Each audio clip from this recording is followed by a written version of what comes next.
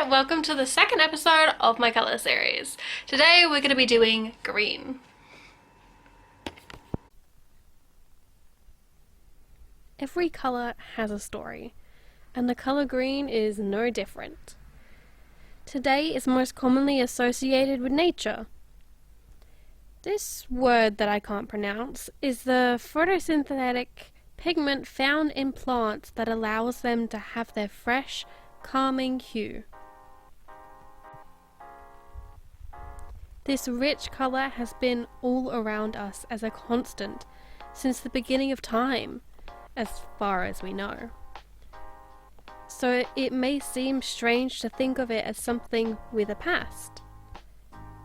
But the verdant hue has a rich history filled with challenges. In fact, the colour green didn't come so naturally to those who tried to manufacture it as a pigment for paintings or decorative objects. At first, the hue was notorious for being a hard colour to come by, and its pigment have been some of the most poisonous in history. People have tried for centuries to make a truly green pigment. In ancient Egypt, green was a symbol of regeneration and rebirth. They tried using the copper mineral, this word that I can't pronounce, to paint on tomb walls. However, it was expensive and easily turned black over time. The ancient Romans came up with the solution to soak copper plates in wine to create verdigris, a green pigment that comes after weathering the metal. This is the same green hue you would see today on metal roofs, old coins, or sculptures. The ancient Romans used this pigment for mosaics and stained glass. This early hue was also used by medieval monks to colour manuscripts. In the Middle Ages, the colour of clothing indicated a person's social rank and profession. Red was worn by nobility, while brown and grey were worn by peasants. Green was worn by merchants, bankers, and gentry. During this time, more green pigments were developed from natural materials, such as plants, but the colours always faded over time. Early Renaissance painters discovered that if they painted faces with a green undercoat, then added pink, it gave the faces a more realistic hue. However, over the centuries, the pink has faded, making some faces appear a sickly green. In 1775, Swedish chemists invented a deadly bright green hue made with the toxic arsenite, called Shelley's green. It was so popular that by the end of the 19th century, it had replaced the earlier mineral and vegetable dyes, but its invention came with a price.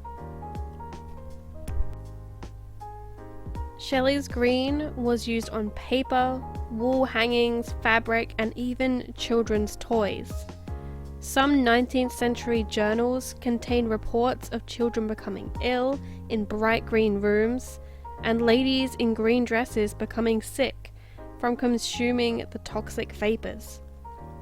Historians believe the pigment caused the death of French Emperor Napoleon Bonaparte in 1821, as his bedroom wallpaper featured the deadly hue.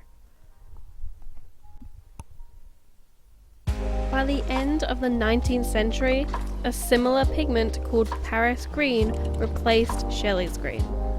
However, it was still highly toxic. This was the pigment used by French impressionists, such as Monet. Some believe the pigment may have been responsible for causing Monet's blindness. Paris green was eventually banned in the 1960s. Today, green is associated with being environmentally conscious, being green. The colour is a symbol of sustainability and eco-friendliness.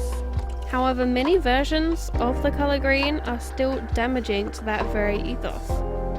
Despite all the modern advances in colour technology, producing green dyes and pigments is still difficult, and many hues continue to feature toxic substances.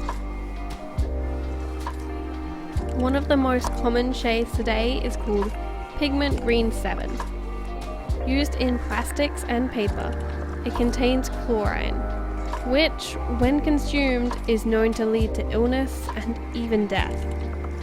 Another popular hue is Pigment Green 36, which also includes chlorine and potentially hazardous bromide atoms.